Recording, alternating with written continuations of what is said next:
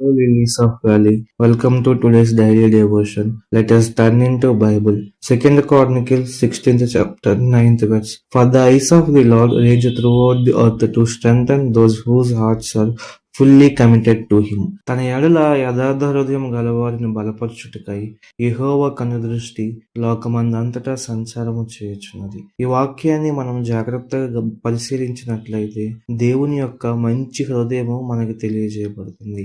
ఈ సందర్భం ఏమిటి అంటే కింగ్ ఆశ తన యొక్క తొలి దినాలలో ఎటువంటి పరిస్థితులు వచ్చినప్పుడు, ఎటువంటి యుద్ధాలు వచ్చినా సరే దేవుని పైన ఆధారపడి దేవునికి ప్రార్థన చేస్తూ ఆ జయాన్ని పొందేవాడు. తను సంవత్సరాలు గడిచే కొద్దీ ఆశ దేవుని పైన ఆధారపడడం విడిచిపెట్టి మనుషుల పైన ఆధారపడడం, వేరే రాజుల పైన ఆధారపడడం మొదలు పెట్టినప్పుడు దేవుడు తనతో మాట్లాడుతున్నటువంటి మాటలు ఇవి.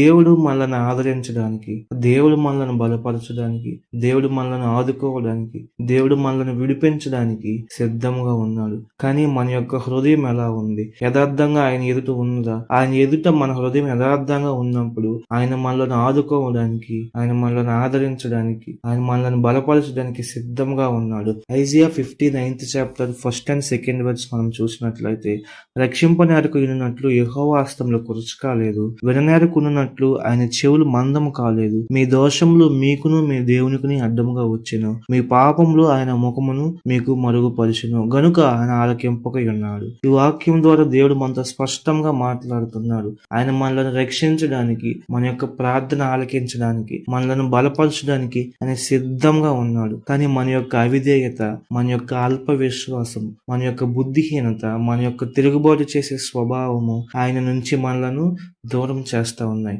మన యొక్క పాపపు స్థితి, మన యొక్క పాపపు హృదయము దేవుని నుంచి మనలను దూరం చేస్తా ఉన్నది.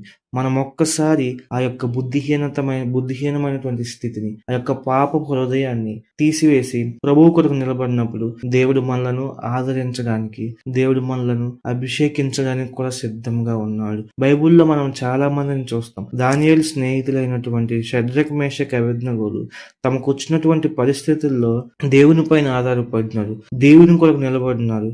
అప్పుడు మన యేసయ్య ఏం చేశాడు? వాళ్ళతో పాటు ఆ సింహాసనాన్ని విడిచిపెట్టి వాళ్ళతో పాటు ఆ అగ్నిగుండంలో ఉన్నాడు.